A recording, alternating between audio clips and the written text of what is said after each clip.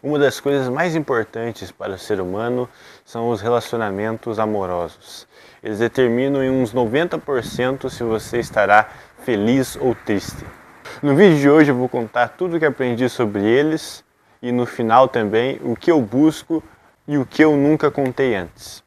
Durante a minha jornada eu tive muita dificuldade em entender algumas coisas em relação a isso, devido a transtornos e outras coisas que são temas de outros vídeos.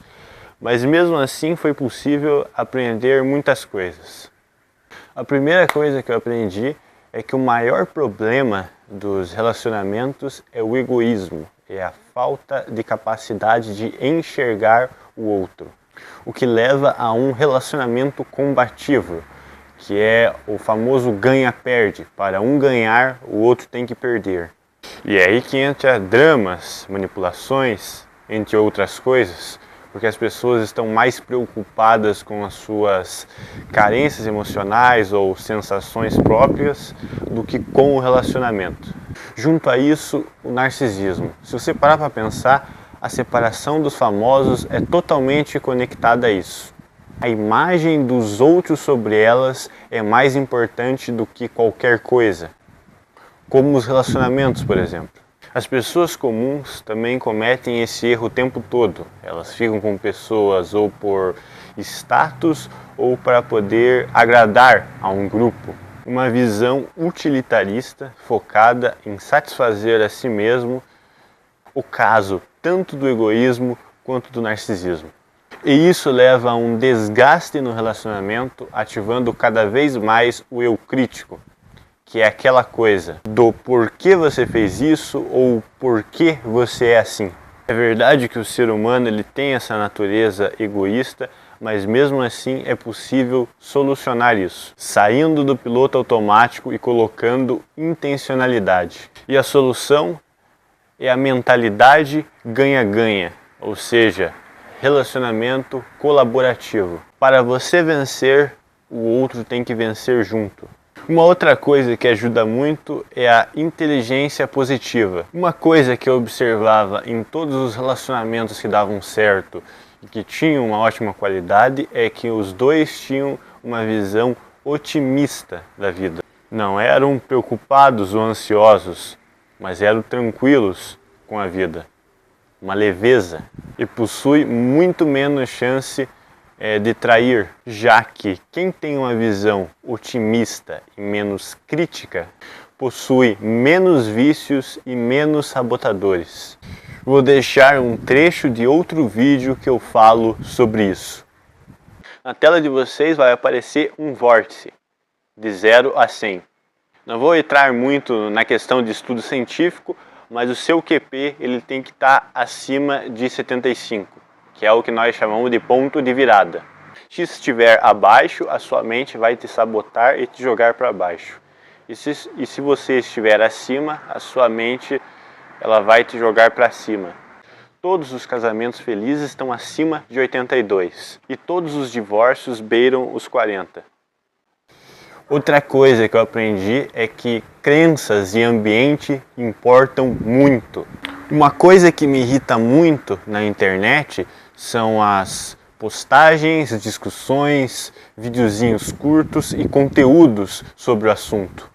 Por dois motivos. O primeiro é que praticamente todo mundo que fala sobre o assunto na internet claramente tem uma visão limitada.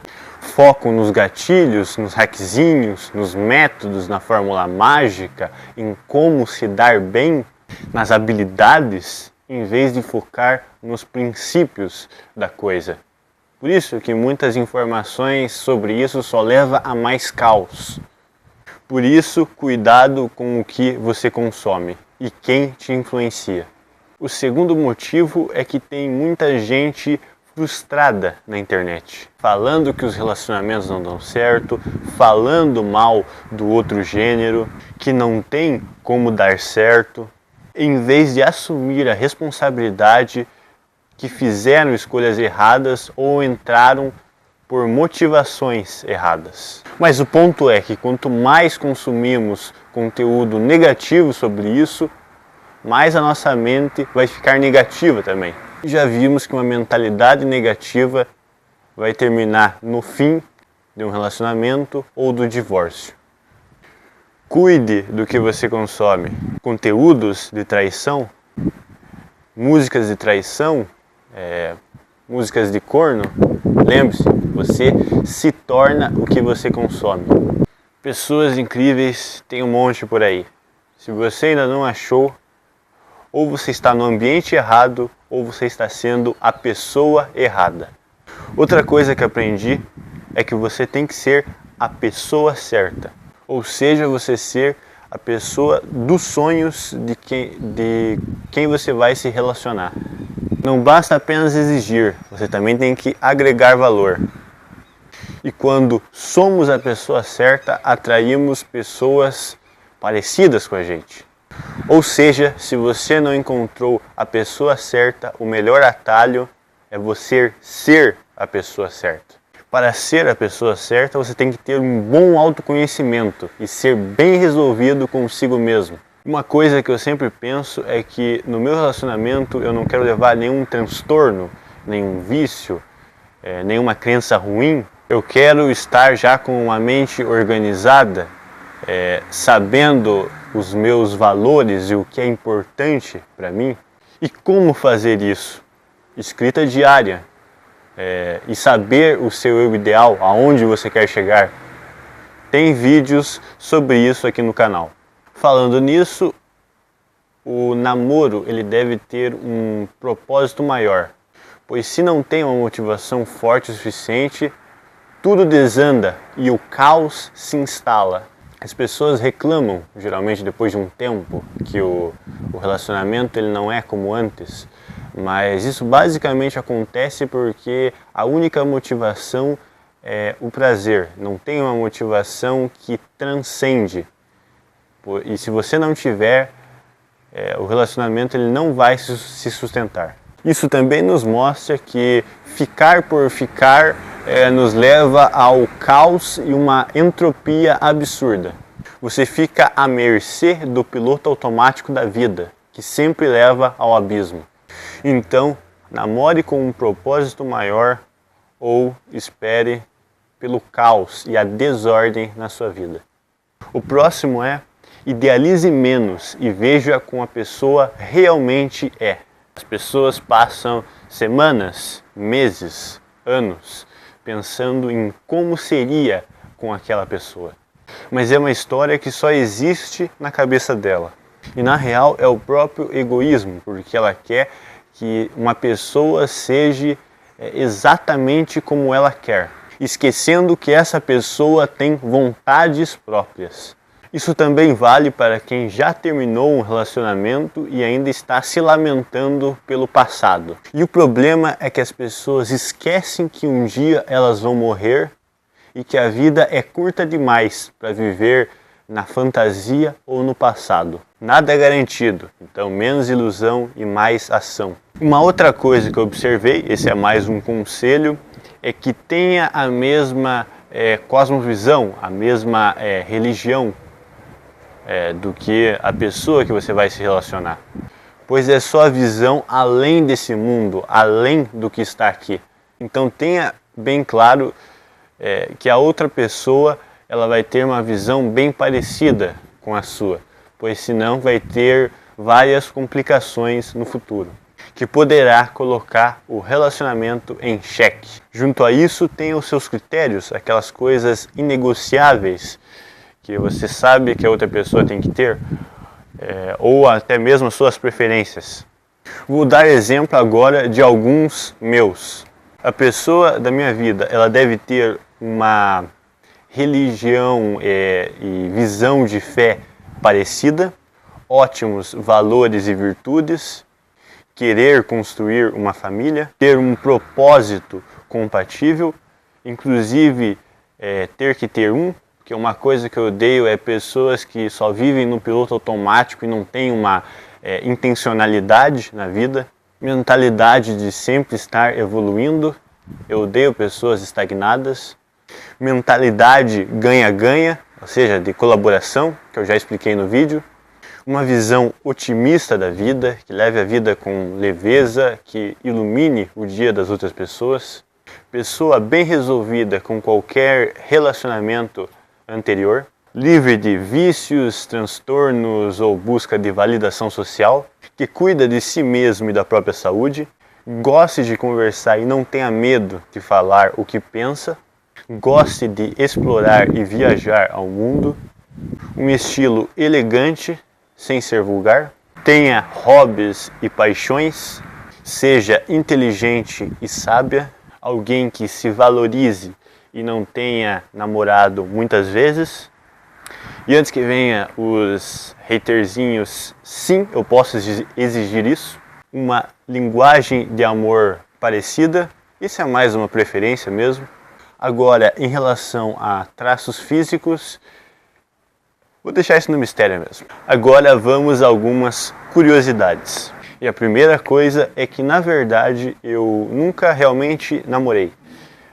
Simplesmente porque é uma das coisas que mais impacta na vida. Porque, como impacta demais, você tem que saber quem é a outra pessoa muito bem. E para eu entrar realmente, eu preciso ver um futuro com aquela pessoa. Inclusive, é uma das poucas coisas da vida que eu trato de uma maneira mais estratégica, né? Uma decisão um pouco mais pensada e atenta. A segunda curiosidade é que praticamente eu já assisti todos os filmes de romance que existe, principalmente anos 80, 90, 2000, e também bem mais antigo.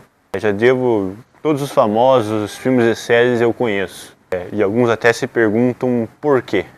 E eu fiz isso simplesmente porque, mesmo sendo obras fictícias, você aprende muito o que é idealizado. Eu quero algo superior ao de cinema, então eu olho ali elementos de ideal, né? Coisas que são positivas, que vão agregar, né? Porque a gente vê muito o ideal ou o que nós queremos atingir no cinema, por exemplo, e eu também vejo o oposto, né? As coisas ruins, as coisas que são péssimas, que vão acabar piorando. Então eu pego isso e aprendo também. E outra coisa são também as atividades ou as ideias de coisas, seja para encontro ou para fazer alguma coisa. Eu acho que o cinema ele traz muito bem esse tipo de coisa, né? Essa questão do ideal que a gente busca. Então a gente pega esse ideal e vê o que a gente consegue trazer para o real. E também porque simplesmente eu quero que a pessoa da minha vida tenha um relacionamento superior ao tudo que ela sonhou. Com livros a mesma coisa, já devo ter lido todos os livros famosos sobre o assunto. E agora esses tipos de coisa eu já não faço muito mais, agora é prática. Logo, a pessoa que vai namorar comigo um dia, ela vai ter muita sorte, porque eu quero que ela tenha a melhor vida possível. E um exemplo disso é que eu quero ser milionário um dia. Para a gente ter mais liberdade, para a gente, sei lá, pagar empregados para fazer as tarefas para a gente ter mais tempo de viajar ao mundo, para não precisar se preocupar com o preço de nada, se livrar ao máximo de coisas estressantes e entediantes para sobrar mais tempo para o que importa. E eu visualizo e vejo que, seja com quem seja, vai ser sensacional. É isso, galera. Espero que tenha gostado. Se gostou, curte, se inscreva, compartilhe esse vídeo aí com alguém e até a próxima.